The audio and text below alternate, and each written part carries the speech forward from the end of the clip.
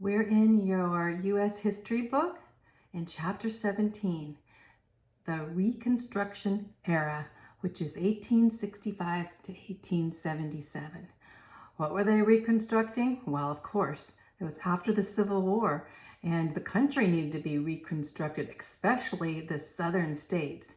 They needed to be rebuilt, and there were a lot of issues during this time, so we'll go over those. But as we start here, we're going to start with a quote by Rutherford B. Hayes, which became one of the presidents during this time. And we'll later on kind of go over that whole situation. But what he said is, "I call upon you, senators, Republican judges, fellow citizens, here and everywhere, to unite with me on earnest effort to secure to our country the blessings not only of material prosperity, but of justice, peace, and union, a union dependent not upon the constraint of force, but upon the loving devotion of a free people." His heart was to be able to unite the United States together, the North and the South, and help the South to reconstruct and rebuild during this time. The Reconstruction Era, 1865 to 1877. It was rebuilding the Union. It was begun first by the executive branch. And you know, what is the executive branch? Well, that would be the president, mainly. The president and his cabinet, right? But later on, this reconstruction would be taken over by Congress. And you'll see there's going to be a rift between the president and Congress on the idea of how to reconstruct the South. Once southern states were readmitted to the Union, then Reconstruction would be complete. And this would take place not until 1877, when they would be readmitted to the Union. Well, in the meantime, they were divided into 5 military districts. Military districts because basically they were controlled by the North, by the Northern Union. Basically what was the Northern Union Army, military, would control the South at this time, so the South wouldn't rebuild an army and have another civil war. So they divided into these 5 military districts, and here you can see the 5 districts. District 1, 2, this is Virginia. Here we have Tennessee, North Carolina, South Carolina, 2, Alabama and Georgia and Florida, 3, and we have Arkansas, Mississippi, 4, and then Texas and Louisiana. So these were all the districts, and they'd have military leaders in each one of these districts. So to rebuild the infrastructure, to maintain order, and to ensure the freedmen, the slaves that were free, were not deprived of their rights. So that's what the military was supposed to do, to make sure the freemen were not deprived of their rights, to maintain the order there, and to rebuild and to keep everything situated so there would not we would not erupt into another war. Chapter 17, section 1 goes into presidential reconstruction. It starts with the president being in charge of the reconstruction and ends up with the Congress, and we'll see how that goes. So the South faced some major obstacles, as you can see in these pictures. The South found themselves in very grim circumstances. You can imagine. See here, many cities had been totally destroyed, even going through Sherman. We know in the Atlantic, along the Atlantic, Charlotte, North Carolina, Atlanta, on around, those cities had been totally destroyed, as well as their economy their economy collapsing. So the state government was in total destruction in the South. The Southern economy was totally collapsed. The Confederate currency, the Confederate money, was null and void. It was not worth anything. The plantations had been destroyed, railroads had been destroyed, and cities were destroyed. So we see how the South really needed to be rebuilt. And these are some pictures back from that time. The plight of freedmen. The freedmen, again, were those slaves that are now free. So we see the freedmen were in trouble too at this time. There were 3.5 million former slaves. Now they were called freedmen. And they were in extreme circumstances now and difficulty. They were free, but they now had new responsibilities. The slaves were unprepared for these responsibilities because they didn't have any education at all or trades at all. And they had few resources, and they didn't even own any property. So what were they to do? So some of them just stayed on the old plantations and worked the old plantations for their masters as they could. And some went to the cities looking for employment in the cities. And it was very hard to get considering they had no experience. And some just wandered aimlessly about, just homeless, you can imagine. So this was a great plight for 3.5 million former slaves.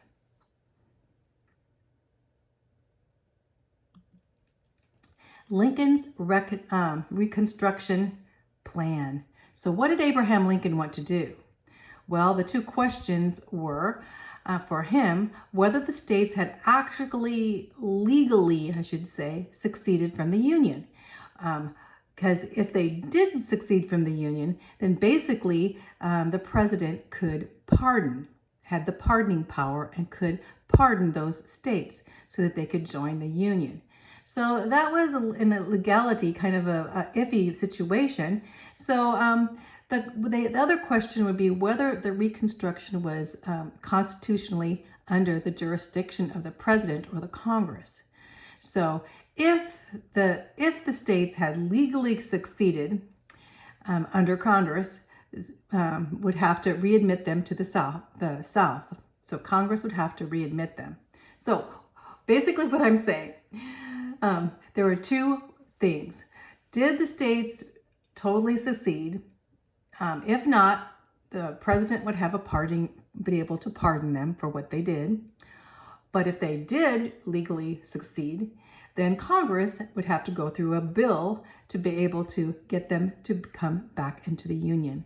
Well, Lincoln knew if they went through Congress that it would take a long time for Congress to decide on whether to bring these states legally back into the Union, and it would be a harder Reconstruction plan. So he wanted it as easy as possible, so he would rather have pardoning power to pardon the states so that they could come back much easier. Lincoln's lenient policy. So that was pretty lenient for the South. So President Lincoln's goal was to make Reconstruction as easy as possible, and he devised a plan before the war was even over. He assumed the Southern states had not legally seceded, then they could simply start functioning as loyal states. In December of 1863, he outlined a general policy of Reconstruction. And he had basically saying that the right to control was on his presidential pardoning power, that he would have the say whether the states could come back into the Union. This would exclude civil and military leaders of the Confederacy, of course. But this offer would pardon all other Southerners, and all they would have to do was take an oath to the Union. So what he was saying is that he would pardon those states if so many of the Southerners that lived in the states would take an oath to the Union, they would be pardoned. And he also said that those that were civil and military leaders of the Confederacy, those military generals and such, they would be excluded from this. So he made that exception. Lincoln's plan for Reconstruction, though, would be only 10% of the Southerners had to pledge loyalty. Only 10%. That's pretty lenient. So all the voters, only 10% of them had to say that they were loyal to the Union. Lenient, he was very forgiving, and he did not want to punish the South. So Lincoln's plan was then called the 10% plan. The Southerners would have to take an oath to be loyal to the Union, and the number of voters had to equal at least 10% of the registered voters in 1860. That's not very much, just 10%. And the government would be required to prohibit slavery. So he also said, yes, the slaves would be free. They could not prohibit the government would be required to prohibit slavery. They had to basically say that slavery was prohibited. Louisiana, Arkansas, and Tennessee took advantage of Lincoln's lenient plan right away and said, okay, we will take this 10% plan. But the Congress of the United States didn't approve of Lincoln's 10% plan at all. So they were not going to go with these states coming into the Union right away. Congress's opposition. Well, there were these radicals in Congress. They call them radical Republicans. They were less conservative. That's what it means. Well, what it really meant is these radicals, they wanted to be harsh on the South. You know, we had a war, and they figured that they needed to be able to come back into the Union. They needed to follow some very strict rules, right? And this split the Republican Party, because there were the Republicans that didn't have the radical ideas, but there were many that did. So Lincoln's plan was too lenient to them. They opposed Lincoln's plan, and they felt that not only 10%, but the majority of white male voters needed to take an oath of allegiance to the Union. So they said, no, we're not going to go with 10%. You know, we need to have a majority of them. When they have a majority over 50%, then we'll let them into the Union. And then they also believed that the Congress should handle the Reconstruction, and the president should not handle it at all. It should go to the Congress instead. The House of Representatives and the Senate should handle this. That's what they felt. So now you can see the big rift, the big clash is going to be between the executive department, which is the president of the United States and his cabinet, and against Congress. So we have a president that believes in a lenient policy, and we have a Congress that believes in a harsher policy for the South to come back into the Union. The Wade-Davis Bill of 1864. Well, Congress passed this bill in both houses, but what it was basically was that the president would not have control now of Reconstruction. So that would mean they would need a majority of white males in the seceded states to take the loyalty oath before added back into the Union. So this bill was just saying, we're going to take the harsh policy. And this would have made Reconstruction much, much harder. So, and this happened during Lincoln. And so Lincoln is still president here. And so he sees this bill come through and says, they're not going to agree with my 10% plan. Abraham Lincoln said, no, he was president. He said, I want to go with the lenient 10%, and now they're requiring in this bill, here's Senator Benjamin Wade, and here's Congressman Henry Davis, and they were the leaders, and it required 50% of the number of 1860 voters to take an ironclad oath of allegiance, swearing they had never voluntarily aided the rebellion. They had to take that oath. And it also required each state had to have their constitutional convention before the election of the state officials could be. So they had to have each state had to be organized, and also they also had to enact specific safeguards against freemen's liberties, and we'll find that later on. So they had to basically say from the Emancipation Proclamation to the Bill of Rights, the 13, 14, and on to the 15th Amendment. We'll talk about those later. So this was the harsher, this was Congressman Davis and Senator Benjamin Wade, and both that went against, and saying Congress needs to take over this Reconstruction. We need to forget. Well, what did Abraham Lincoln do? Well, he pocket vetoed the bill. Well, what's a pocket veto? Basically, he killed the bill by not acting on it at all.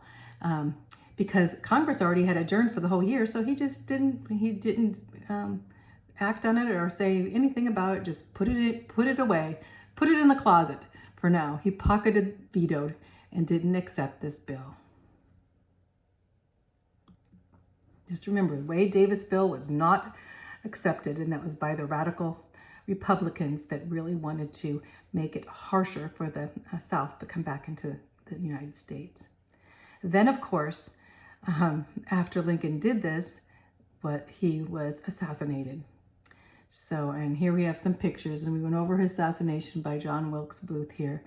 The assassination of Abraham Lincoln, and here's a picture of John Wilkes Booth and how he shot him, and then he jumped off into the theater and actually broke his leg and went on. But anyway, the whole thing is, and it was a conspiracy actually, and there was a number of people involved in the assassination.